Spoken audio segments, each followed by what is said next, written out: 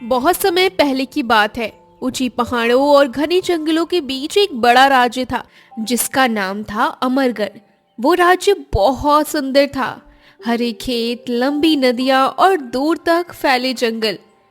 अमरगढ़ के लोग मेहनती थे, लेकिन हर राज्य की तरह यहाँ भी कुछ खुशियां थी और कुछ परेशानियां भी। इस राज्य पर राज करता था राजा वीरेंद्र। राजा वीरेंद्र एक बहुत बहादुर राजा था। उसने कई युद्ध जीते थे और अपने राज्य को दुश्मनों से बचाया था। लेकिन अब समय बदल चुका था। राजा बूढ़ा हो रहा था। उसकी दाढ़ी सफेद हो चुकी थी और उसके कदम पहले जैसे मजबूत नहीं रहे। राजा को बस एक ही चिंता सताती थी, उसके बाद उसके राज्य को कौन संभालेगा। राजा का एक बेटा था, राजकुमार आदित्य। राजकुमार बहादुर था। वो घुड़सवारी में तेज था, तलवार चलाने में माहिर था और शिकार करना उसे बहुत पसंद था। लेकिन एक समस्या थी।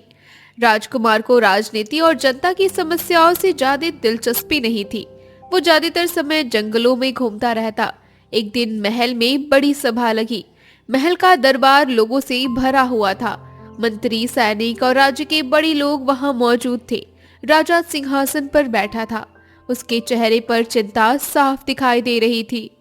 मंत्री भानु, मुझे लगता है कि अब समय आ गया है कि मैं धीरे धीरे राजकुमार को जिम्मेदारी सौंप दूं। महाराज, वाह! हाँ, ये तो बहुत अच्छा विचार है। राजकुमार आदित्य बहुत बहादुर हैं।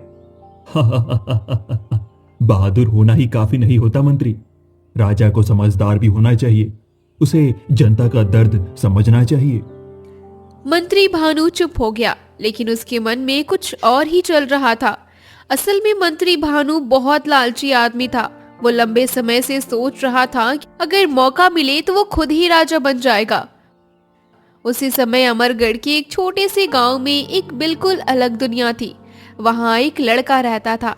उसका नाम था अर्जुन। अर्जुन गरीब था। उसका घर मिट्टी का था। छत पर सूखी घास पड़ी रहती। उसके पास ज्यादा कपड़े भी नहीं थे, लेकिन उसके पास एक चीज थी जो बहुत कीमती थी, ईमानदारी। गांव के लोग अक्सर अर्जुन की तारीफ किया करते थे। ओह, अगर पूरे गांव में कोई सच्चा लड़का है तो वो अर्जुन है। अर्जुन हर दिन सुबह जल्दी उठता। वो जंगल में जाकर लकड़ियां काटता था, फिर उन्हें गांव के बाजार में बेच देता। इसी से उसका गुजारा चलता था। एक दिन अर्जुन जंगल जा रहा था। रास्ते में उसे एक बूढ़ा किसान मिला। वो खेत के किनारे बैठा था। उसके चेहरे पर चिंता थी। काका, आप इतने परेशान क्यों हैं? बेटा, मेरा बैल खो गया है। अगर बैल नहीं मिला तो मैं खेत कैसे जोतूंगा? अर्जुन ने तुरंत अपनी लकड़ी की कुल्हाड़ी जमीन पर रख दी। अरे, आप चिंता मत करो काका, मैं ढूंढने में मदद करता हूँ। दोनों कई घंटे तक बैल को ढूंढते रहे। आखिरकार जंगल के किनारे बैल मिल ही गया। बूढ़ा किसान खुश हो गया। बेटा अर्जुन, अगर तुम ना होते तो मेरा बड़ा नुकसान हो जाता। अर्जुन मुस्कुराया। काका, मदद करना तो इंसान का फर्ज होता है। उसी समय दूर महल में एक और घटना हो रही थी। राजकुमार आदित्य अपने दोस्तों के साथ शिकारी की तैयारी कर रहे थे। आज हम जंगल के उस हिस्से में जाएंगे जहां बहुत कम लोग जाते हैं। राजकुमार, वहां जाना थोड़ा खतरनाक हो सकता है। खतरनाक? खतरा ही तो असली मजा है।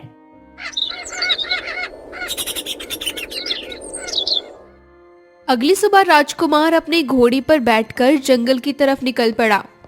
सैनिक भी उसके साथ थे, लेकिन उन्हें ये नहीं पता था कि आज का दिन उनकी जिंदगी बदलने वाला है। उधर अर्जुन भी उसी जंगल की तरफ जा रहा था। उसके कंधे पर लकड़ियां की रस्सी थी। जंगल के अंदर हवा ठंडी थी। पेड़ों के बीच अजीब सी आवाजें आ रही थी। कभी कभी किस्मत दो अलग अलग रास्तों पर चलने वाले लोगों को एक ही जगह ले आती है, और उस दिन जंगल के बीच ऐसा ही होने वाला था। सुबह का समय था। सूरज धीरे धीरे पहाड़ों के पीछे से निकल रहा था। जंगल में हल्की धुंध फैली हुई थी। पेड़ों की पत्तियों पर रोज की बूंदें चमक रही थी। उसी जंगल में दो लोग अलग अलग रास्तों से चल रहे थे। एक तरफ था अर्जुन, अपने कंधों पर रस्सी और कुल्हाड़ी लेकर। दूसरी तरफ था राजकुमार आदित्य अपने घोड़े पर सवार। लेकिन दोनों को अभी तक ये नहीं पता था कि थोड़ी ही देर में उनकी मुलाकात होने वाली है। जंगल के अंदर अचानक घोड़े की तेज टापों की आवाज गूंजी। राजकुमार आदित्य अपने सैनिकों के साथ आगे बढ़ रहा था। सैनिकों, आज हमें बड़ा शिकार मिलेगा। मैंने सुना है इस जंगल के अंदर हिरणों का झुंड रहता है। जी राजकुमार, लेकिन हमें सावधान रहना होगा। ये जंगल बहुत घना है। राजकुमार हंस पड़ा। अरे डरने की कोई जरूरत नहीं, मैंने इससे भी खतरनाक जंगल देखे हैं। उसी समय पेड़ों के पीछे से एक हिरन अचानक भागता हुआ निकला। राजकुमार की आंखें चमक उठी। वो देखो, हिरन। राजकुमार ने तुरंत अपने घोड़े को तेज दौड़ा दिया। हिरन तेजी से भाग रहा था। राजकुमार उसके पीछे पीछे दौड़ पड़ा। राजकुमार धीरे, जंगल में रास्ते अलग अलग हैं। लेकिन राजकुमार बहुत आगे निकल चुका था।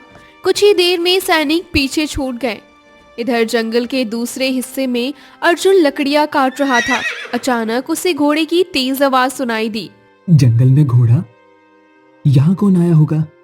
अर्जुन ने सिर उठाकर देखा। कुछ ही पल में एक घोड़ा तेजी से उसकी तरफ आता दिखाई दिया। घोड़ा पर बैठा था राजकुमार आदित्य, लेकिन घोड़ा अब थोड़ा बेकाबू लग रहा था। घोड़ा अचानक एक पत्थर से टकराया और रुक गया। राजकुमार तुरंत नीचे कूद गया। वो थोड़ा परेशान दिख रहा था। वो हिरन भाग गया। तभी उसकी नजर अर्जुन पर पड़ी।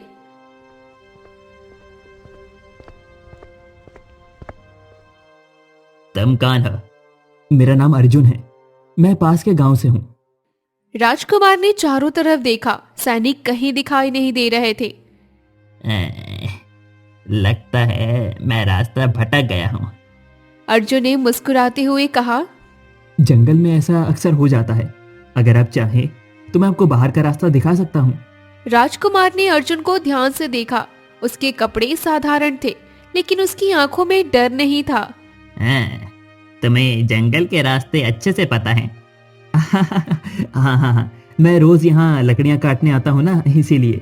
राजकुमार ने घोड़े की लगाम पकड़ी। ठीक है, चलो तुम रास्ता दिखाओ। दोनों धीरे धीरे जंगल के अंदर चलने लगे। हवा अब थोड़ी ठंडी हो गई थी। पेड़ों की शाखाएं ऊपर आपस में जुड़ गई थी, जिससे सूरज की रोशनी बहुत कम अंदर आ रही थी। कुछ ही देर बाद अचानक अर्जुन रुक गया। क्या हुआ? आपने आवाज सुनी? राजकुमार ने ध्यान से सुना। दूर कहीं से पत्थर खिसकने जैसी आवाज आ रही थी। हाँ, कुछ तो है। दोनों धीरे धीरे उस दिशा में बढ़ने लगे। जैसे जैसे वे आगे बढ़ रहे थे, आवाज और साफ होती जा रही थी। कुछ ही देर बाद वे एक छोटे पहाड़ के पास पहुंच गए। वहां जमीन पर एक बड़ा पत्थर थोड़ा सा हिला हुआ था। उसके नीचे अंधेरा दिखाई दे रहा था, जैसे कोई पुराना रास्ता हो। ये जगह पहले यहाँ कभी नहीं देखी। राजकुमार ने उत्सुकता से पत्थर को देखा। शायद ये कोई पुरानी सुरंग है। नहीं, मुझे लगता है हमें यहाँ से चले जाना चाहिए। राजकुमार मुस्कुराकर बोले। क्यों, क्या तुम्हें डर लग रहा है? डर तो लग रहा है, लेकिन वजह कुछ और है। ये जगह अजीब लग रही है। राजकुमार ने पत्थर को थोड़ा धक्का दिया। पत्थर और खिसक गया। नीचे अंधेरा और गहरा दिखाई देने लगा। अर्जुन, क्या पता अंदर कोई खजाना हो। अर्जुन ने सिर हिलाया। या फिर कोई खतरा। कभी कभी किस्मत इंसान को ऐसी जगह ले आती है जहां से उसकी जिंदगी पूरी तरह बदल जाती है। और अर्जुन और राजकुमार के साथ भी अब वही होने वाला था। लेकिन उन्हें अभी तक ये नहीं पता था कि इस पहाड़ के नीचे छुपा हुआ रास्ता एक ऐसा रहस्यमयी गुफा तक जाता है जिसका राज कई 100 साल पहले से छुपा हुआ है। दोनों अभी सोच ही रहे थे कि तभी पीछे से किसी की आवाज आई। वहां मत जाओ। अर्जुन और राजकुमार दोनों अचानक मुड़ गए।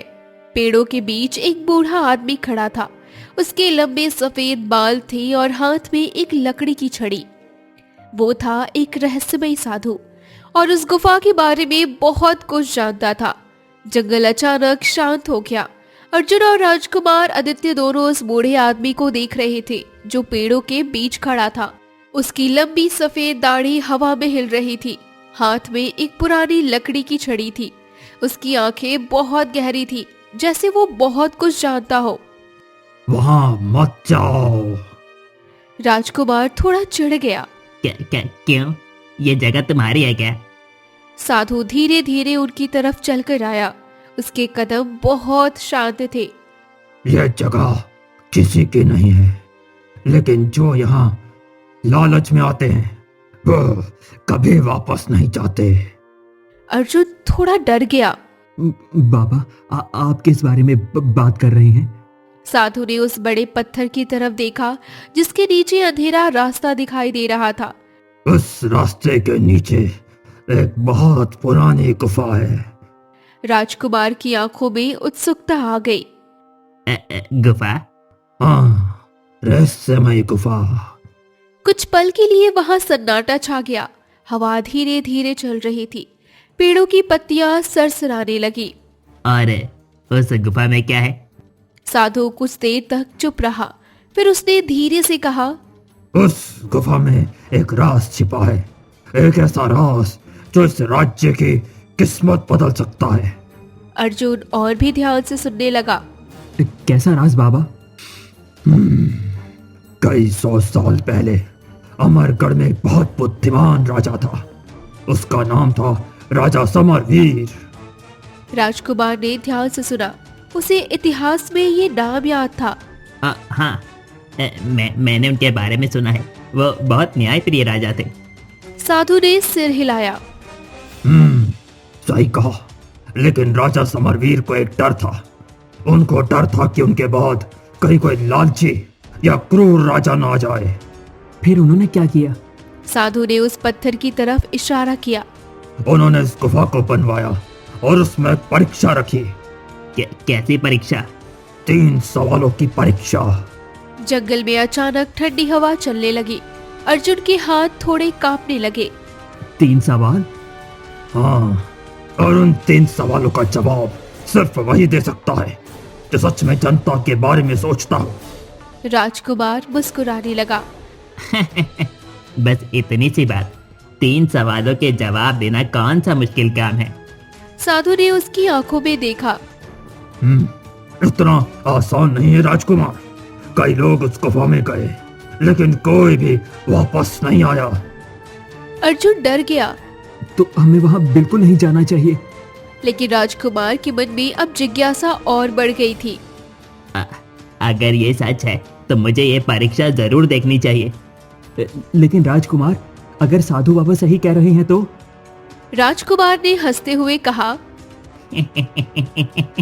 डरने की कोई जरूरत नहीं है, मैं राजकुमार हूँ। साधु ने धीरे से सिर हिलाया। राजकुमार होना ही असली परीक्षा है, क्योंकि असली राजा वही होता है जो अपने आप को नहीं बल्कि दूसरों को पहले रखता है। राजकुमार कुछ पल के लिए चुप हो गया। उसी समय दूर से घोड़ों की आवाज सुनाई दी। राजकुमार के सैनिक उन्हें ढूंढते हुए वहां पहुंच गए। राजकुमार, हम आपको हर जगह ढूंढ रहे थे, आप यहाँ हैं। राजकुमार ने हाथ उठाकर उन्हें रोका। मैं ठीक हूँ। सैनिकों की नजर उस पत्थर और अंधेरे रास्ते पर पड़ी। ये क्या जगह है? राजकुमार ने मुस्कुराकर कहा, शायद एक रहस्य। अर्जुन अभी भी थोड़ा डर रहा था। राजकुमार, हमें वापस चलना चाहिए। लेकिन राजकुमार ने पत्थर को फिर से धक्का दिया। पत्थर और खिसक गया। नीचे जाने वाला रास्ता अब साफ दिखाई देने लगा। अंधेरे से ठंडी हवा ऊपर आने लगी, जैसे गुफा खुद उन्हें बुला रही हो। अर्जुन के मन में डर था, साधु के चेहरे पर चिंता थी, लेकिन राजकुमार के मन में सिर्फ एक ही चीज थी, जिज्ञासा। और कभी कभी जिज्ञासा इंसान को ऐसी जगह ले जाती है जहां से लौटना आसान नहीं होता।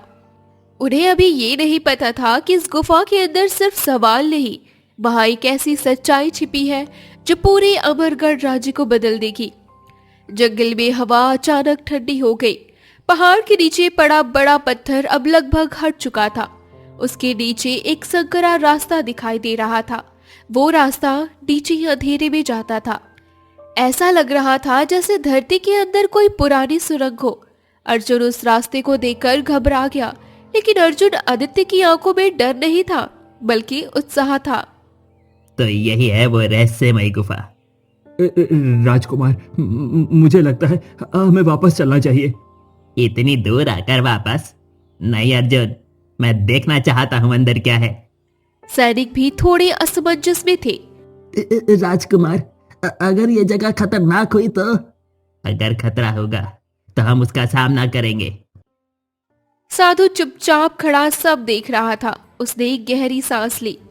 अगर तुम अंदर जाना ही चाहते हो तो याद रखना, गुफा में लालच लेकर मत जाना। राजकुमार मुस्कुराया। हम सिर्फ देखने जा रहे हैं बाबा। वे धीरे धीरे नीचे उतरते गए। कुछ देर बाद रास्ता खत्म हो गया और सामने एक बड़ी गुफा खुल गई। गुफा बहुत विशाल थी, छत बहुत ऊंची थी और दीवारों पर पुराने पत्थर के निशान बने हुए थे। अचानक एक अजीब घटना हुई। राजकुमार की मशाल की रोशनी दीवार पर पड़ी और उसी समय गुफा की दीवारों पर लगी पुरानी मशालें अपने आप जल उठी। पूरी गुफा रोशनी से भर गई। ये कैसे हुआ? अर्जुन घबरा गया। ये तो जादू जैसा लग रहा है। तभी गुफा के अंदर गहरी आवाज गूंजी। कौन है जिस गुफा की शांति को भंग करने आया है? सभी लोग चौंक गए। कौन बोल रहा है? अपने आप को दिखाओ। कुछ पल तक कोई जवाब नहीं आया। फिर आवाज फिर से गूंजी। कई वर्षों बाद कोई इस गुफा तक पहुंचा है। अर्जुन ने धीरे से कहा। राजकुमार, मुझे लगता है हमें वापस जाना चाहिए। लेकिन अब राजकुमार भी थोड़ा गंभीर हो गया था। पहले ये पता करेंगे कि आवाज कहाँ से आ रही है। अचानक गुफा की दीवार चमकने लगी। पत्थर पर कुछ शब्द उभरने लगे।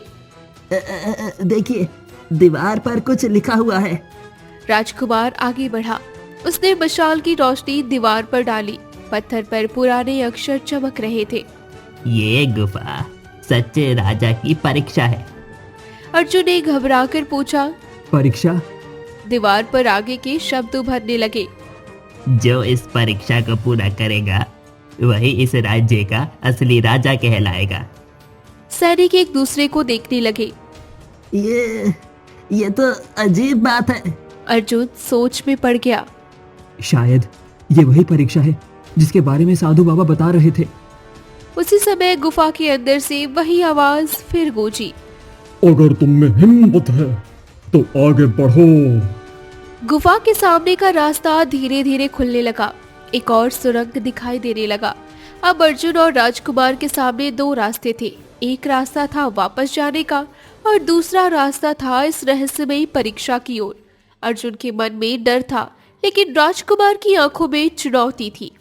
अर्जुन, तुम क्या सोचते हो? अर्जुन ने गहरी सांस ली। अगर ये सच में परीक्षा है तो हमें जानना चाहिए कि इसके पीछे क्या सच है। राजकुमार मुस्कुराए। तो चलो। दोनों उस नई सुरंग की तरफ आगे बढ़ने लगे। उन्हें अभी ये नहीं पता था कि आगे उनका सामना पहले सवाल से होने वाला है, और ये सवाल सिर्फ उनके ज्ञान की नहीं बल्कि उनके दिल की परीक्षा लेने वाला था। गुफा के अंदर अब पहले से भी ज्यादा रोशनी थी। दीवारों पर लगी मशालें तेज जल रही थी। उनकी रोशनी पत्थर की दीवारों पर पड़कर अजीब सी छाया बना रही थी। अर्जुन और राजकुमार धीरे धीरे उस नई सुरंग की तरफ बढ़ रहे थे। सैनिक भी पीछे पीछे चल रहे थे, लेकिन उनके कदमों में अब पहले जैसा आत्मविश्वास नहीं था। सबके मन में एक ही सवाल था, आगे क्या होने वाला है। सुरंग ज्यादा लंबी नहीं थी। कुछ ही कदम चलने के बाद वे एक और बड़े कक्ष में पहुंच गए। ये गुफा का दूसरा हिस्सा था। ये जगह पहले वाले हिस्से से भी ज्यादा रहस्यमयी लग रही थी। गुफा के बीच से एक बड़ा पत्थर का गोल मंच बना हुआ था। उस मंच के चारों तरफ पुराने चिन्ह बने हुए थे। ये जगह तो किसी पुराने मंदिर जैसे लग रही है। हाँ, जैसे यहाँ कोई पूजा या परीक्षा होती आ रही हो। राजकुमार मंच के पास गया। उसने ध्यान से उस पत्थर को देखा। यहाँ कुछ लिखा हुआ है। अर्जुन भी पास आया। पत्थर पर पुराने अक्षर खुदे हुए थे। पहला सवाल। सभी लोग चुप हो गए। राजा की सबसे बड़ी ताकत क्या होती है? गुफा में सन्नाटा छा गया। मशालों की आग हल्की हल्की हिल रही थी। उसी समय वही रहस्यमयी आवाज फिर गूंजी। जो इस सवाल का सही जवाब देगा वही आगे बढ़ सकेगा। राजकुमार ने तुरंत जवाब दिया। राजा की सबसे बड़ी ताकत उसकी सेना होती है। अगर राजा के पास मजबूत सेना है तो कोई भी दुश्मन उसे हरा नहीं सकता। कुछ पल के लिए गुफा शांत रही, फिर आवाज आई। गलत जवाब। अचानक गुफा की जमीन हल्की सी कांप गई। सैनिक घबरा गए। ये क्या हो रहा है?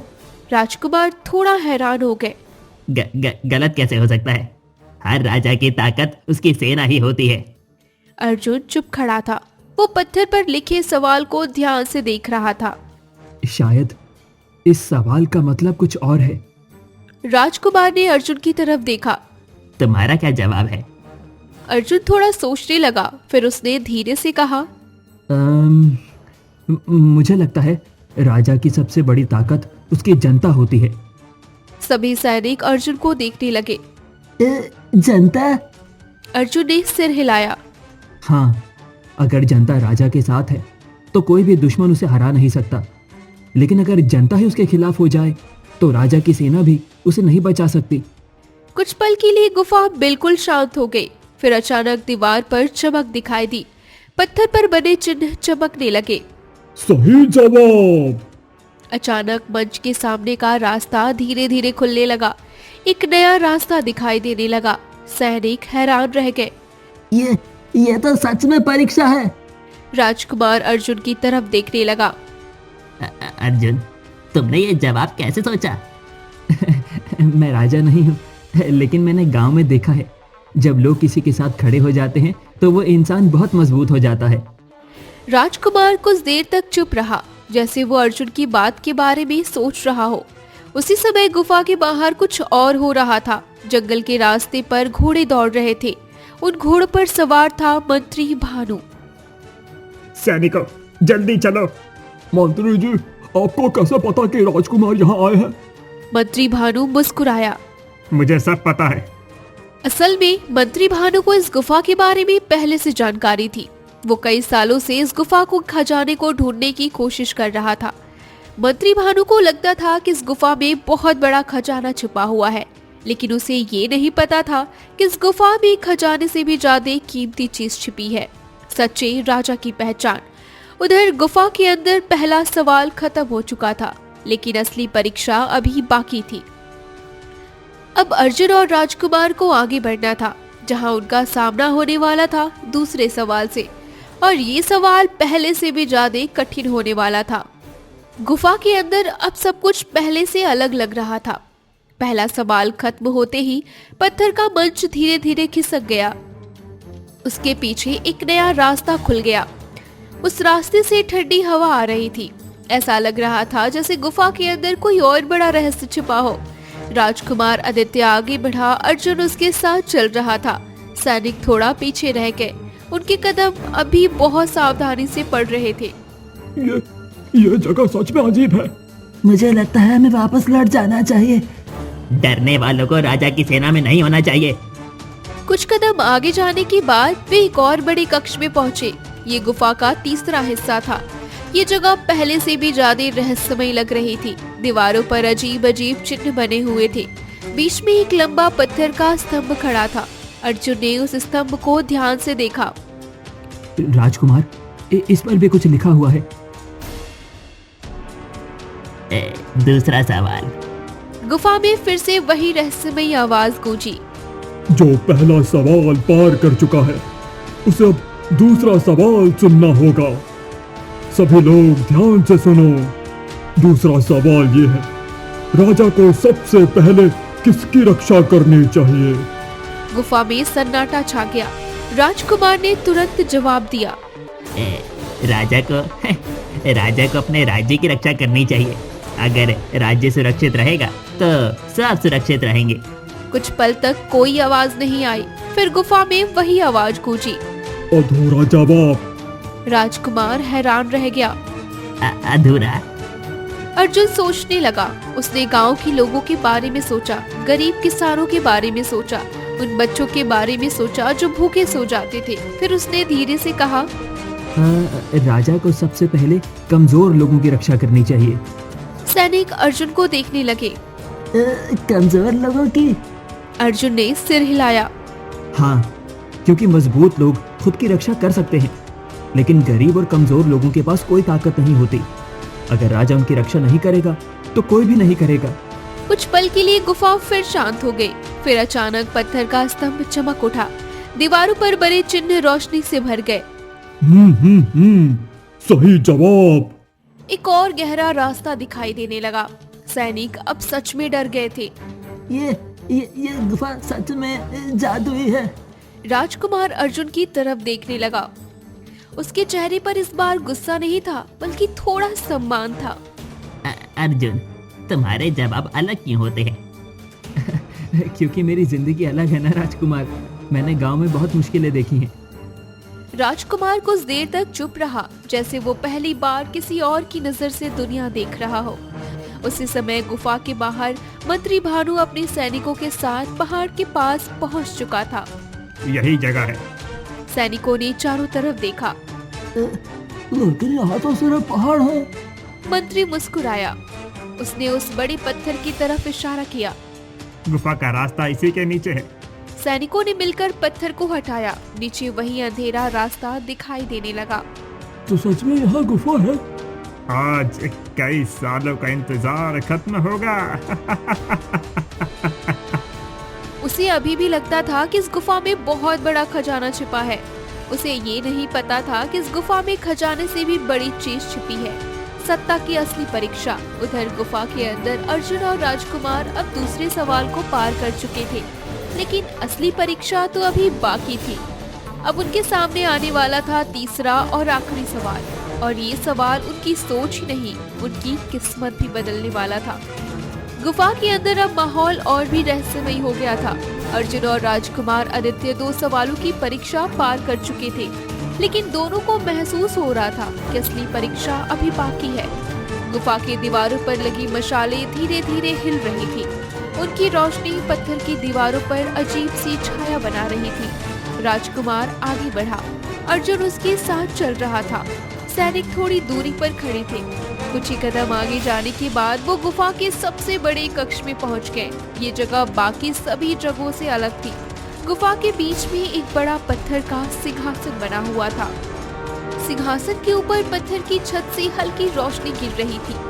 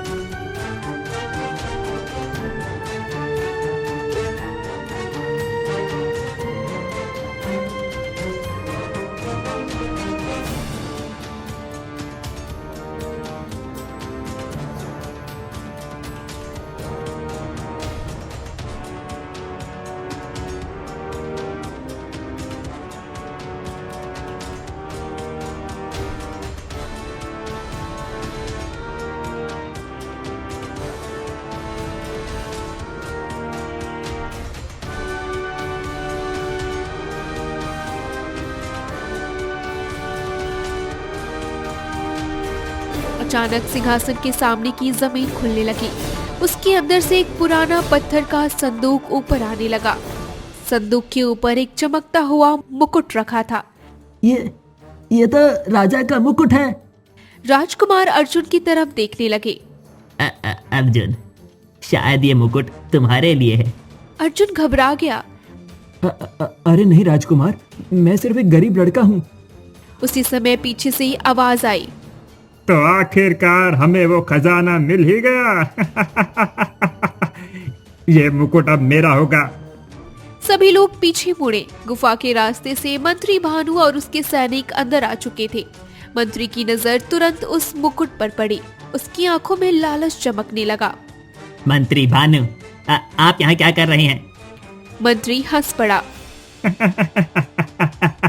मैं कई सालों से इस गुफा के खजाने को ढूंढ रहा था राजकुमार, और आज आखिरकार वो मिल ही गया। सैनिक घबरा गए। लेकिन मंत्री जी, ये तो राजकुमार के सामने है। मंत्री की आवाज ठंडी हो गई। आज के बाद कोई राजकुमार नहीं रहेगा। आखिरकार सालों की मेहनत रंग लाई। गुफा के अंदर तनाव बढ़ गया। अर्जुन और राजकुमार दोनों समझ गए कि अब असली खतरा सामने खड़ा है।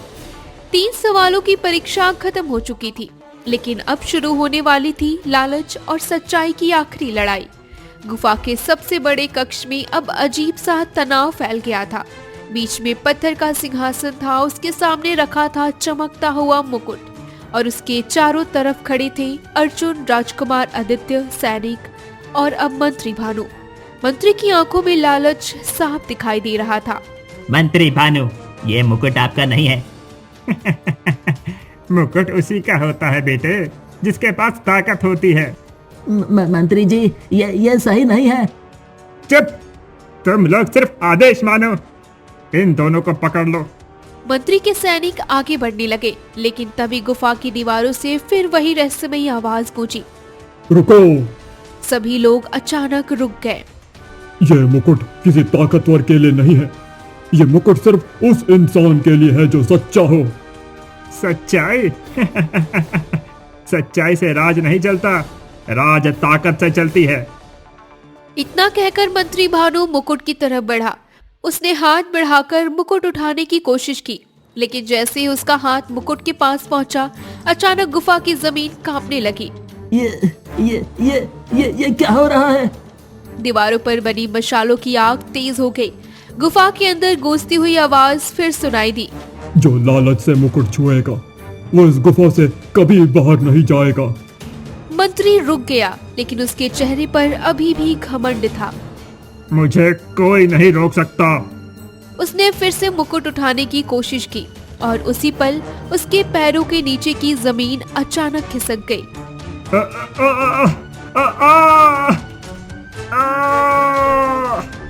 मंत्री नीचे बने एक गहरे गड्ढे में गिर गया। गुफा फिर शांत हो गई। सैनिक डर गए। उन्होंने तुरंत अपने हथियार नीचे रख दिए। हमें माफ कर दीजिए राजकुमार, हमें मंत्री की साजिश के बारे में पता नहीं था। राजकुमार ने सिर हिलाया। गलती तुम्हारी नहीं है। फिर उसने अर्जुन की तरफ देखा। अर्जुन, ये मुकुट तुम्हारा है। अर्जुन पीछे हट गया। नहीं राजकुमार, मैं राजा नहीं बनना चाहता। राजकुमार मुस्कुराए। तुम्हें पता भी नहीं है कि सच्चा राजा कौन होता है। तभी गुफा में फिर वही आवाज गूंजी। ये मुकुट उसी का है जिसने 3 सवालों का जवाब दिल से दिया है। गुफा के अंदर हल्की रोशनी फैल गई। मुकुट और ज्यादा चमकने लगी। अब सबकी नजर अर्जुन पर थी, लेकिन अर्जुन अभी भी खुद को राजा मानने के लिए तैयार नहीं था, क्योंकि असली परीक्षा अभी खत्म नहीं हुई थी और अभी एक आखिरी फैसला बाकी था जो अर्जुन को लेना था। गुफा के अंदर अब सब कुछ शांत था। मंत्री भानु लालच की वजह से गुफा के गड्ढे में गिर चुका था। उसके सैनिक डरकर अपने हथियार नीचे रख चुके थे। बीच में पत्थर का सिंहासन था और उसके सामने चमक रहा था राजा का मुकुट। लेकिन सबसे अजीब बात ये थी कि अर्जुन अभी भी उस मुकुट से दूर खड़ा था। अर्जुन, तुम आगे क्यों नहीं बढ़ते? अर्जुन ने धीरे से सिर हिलाया। राजकुमार, मैं राजा नहीं बन सकता। सैनिक हैरान रह गए। क्यों? अर्जुन ने गहरी सांस ली। क्योंकि मैं गरीब लड़का हूँ। मैंने कभी महल नहीं देखा, मैंने कभी राज चलाना नहीं सीखा। राजकुमार कुछ पल चुप रहा, फिर वो धीरे से अर्जुन के पास गया। अर्जुन, राजा बनने के लिए महल में पैदा होना जरूरी नहीं होता। राजा बनने के लिए दिल बड़ा होना चाहिए, और वो तुम्हारे पास है। अर्जुन अभी भी सोच में था। उसी समय गुफा के रास्ते से किसी की कदमों की आवाज आई। सभी लोग उस तरफ देखने लगे। अंधेरे रास्ते से धीरे धीरे एक बूढ़ा आदमी अंदर आया। वो वही साधु था जो जंगल में मिला था। बाबा, आप? साधु धीरे धीरे सिंहासन के पास आया। उसकी आंखों में एक अजीब सी चमक थी। अर्जुन, अब समय आ गया है कि सच्चाई सामने आए। राजकुमार हैरान रह गया। कौन सी सच्चाई? साधु ने धीरे से कहा, ये गुफा कोई साधारण गुफा नहीं है। मैं कई सालों से इसकी रक्षा कर रहा हूँ। सैनिक भी ध्यान से सुनने लगे। सैकड़ों साल पहले राजा समरवीर ने गुफा बनवाई थी। अर्जुन ने पूछा, क्यों बाबा? ताकि भविष्य में अगर कभी राज्य को सच्चे राजा की जरूरत पड़े तो ये गुफा उसकी परीक्षा ले सके। राजकुमार ने धीरे से कहा, तो इसका मतलब ये मुकुट उसी के लिए है जिसने 3 सवालों का सही जवाब दिया। साधु ने सिर हिलाया। हाँ, और वो इंसान है अर्जुन। सैनिक एक दूसरे को देखने लगे। तो अर्जुन ही सच्चा राजा है? अर्जुन घबरा गया। नहीं नहीं नहीं बाबा, मैं ये जिम्मेदारी नहीं उठा सकता। साधु मुस्कुराया। जो इंसान जिम्मेदारी से डरता है वही अक्सर उसे निभाने के लायक होता है। राजकुमार आदित्य ने भी सिर हिलाया। अर्जुन, मैं राजकुमार हूँ, लेकिन आज मैंने तुमसे बहुत कुछ सीखा है। अर्जुन ने हैरानी से पूछा, क्या? कि राजा की ताकत उसकी जनता होती है और राजा को सबसे पहले कमजोर लोगों की रक्षा करनी चाहिए। अर्जुन चुप हो गया। गुफा के अंदर फिर वही रहस्यमयी आवाज गूंजी। गुफा के अंदर हल्की रोशनी फैल गई। मुकुट और चमकने लगा। अब सबकी नजर अर्जुन पर थी। उसके सामने एक बड़ा फैसला था। अगर वो मुकुट पहन लेता तो उसकी पूरी जिंदगी बदल जाती। लेकिन असली सवाल ये था कि क्या अर्जुन इस जिम्मेदारी को स्वीकार करेगा। गुफा के अंदर सबकी नजर अर्जुन पर थी। पत्थर के सिंहासन के सामने चमचमाता हुआ मुकुट रखा था। मशालों की रोशनी उस मुकुट पर पड़कर पूरी गुफा में चमक फैला रही थी। लेकिन अर्जुन अभी भी चुप खड़ा था। उसके मन में बहुत सारे सवाल चल रहे थे। बाबा, अगर मैं राजा बन गया तो क्या मैं सच में लोगों की मदद कर पाऊंगा? राजा वही बन सकता है जो ये सवाल पूछे। राजकुमार आदित्य अर्जुन के पास आया। अर्जुन, आज मैंने समझा कि असली राजा कौन होता है। मैं राजकुमार हूँ, लेकिन मैं भी बहुत कुछ सीखना चाहता हूँ और मैं चाहता हूँ कि तुम इस राज्य के राजा बनो। सैनिक भी आगे आ गए। अगर अर्जुन राजा बनेगा तो हमें भी खुशी होगी। अर्जुन हैरान रह गया। उसने कभी नहीं सोचा था कि उसकी जिंदगी इस तरह बदल जाएगी। गुफा के अंदर फिर वही रहस्यमयी आवाज गूंजी। समय आ गया है। गुफा के बीच की रोशनी और तेज हो गई। मुकुट धीरे धीरे और चमकने लगा। जो सच्चा है उसे इस मुकुट को स्वीकार करना होगा। अर्जुन धीरे धीरे आगे बढ़ा। उसके कदम बहुत धीमे थे। वो सिंहासन के सामने पहुंचा। उसने मुकुट की तरफ देखा। कुछ पल के लिए वो चुप रहा। फिर उसने धीरे से मुकुट उठाया। जैसे ही उसने मुकुट अपने सिर पर रखा, पूरी गुफा रोशनी से भर गई। दीवारों पर बने चिन्ह चमकने लगे। आज से अमरगढ़ को उसका सच्चा राजा मिल गया है। सैनिकों ने खुशी से अपने हथियार उठाए। नए राजा की जय। कुछ समय बाद अर्जुन और राजकुमार महल लौट आए। राजा वीरेंद्र दरबार में बैठे थे। आदित्य, तुम इतनी देर कहाँ थे? राजकुमार ने पूरी कहानी राज्य को बता दी। गुफा के बारे में, 3 सवालों के बारे में और अर्जुन के बारे में। राजा वीरेंद्र ध्यान से सुनते रहे। फिर उन्होंने अर्जुन की तरफ देखा। महाराज, मैंने सिर्फ सच बोलने की कोशिश की। अर्जुन ने सिर झुका लिया। राजा वीरेंद्र धीरे धीरे सिंहासन से उठे। वो अर्जुन के पास गए। आज मुझे समझ आया कि इस राज्य को किस तरह के राजा की जरूरत है। आज से अर्जुन इस राज्य का नया राजा होगा। दरबार में तालियां गूंज उठी। राजा अर्जुन की जय। राजकुमार आदित्य अर्जुन के पास खड़ा था। अब हम दोनों मिलकर इस राज्य को बेहतर बनाएंगे। राजा वीरेंद्र खुश हो गए। हाँ, लेकिन सबसे पहले हमें गरीब लोगों की मदद करनी होगी। अब मुझे कोई चिंता नहीं है। कुछ ही समय अमरगढ़ राज्य बदल गया। अर्जुन ने गरीब किसानों की मदद की, कमजोर लोगों की रक्षा की और राज्य में न्याय स्थापित किया। राजकुमार आदित्य ने उसके साथ काम करने लगा। अब पहले से ज्यादा समझदार हो गए थे और उस दिन के बाद से वो रहस्यमय गुफा हमेशा के लिए बंद हो गई, क्योंकि उसकी परीक्षा पूरी हो चुकी थी। सच्चा राजा वो नहीं होता जो ताकत से राज करे। सच्चा राजा वो होता है जो अपने लोगों के दिलों पर राज करे।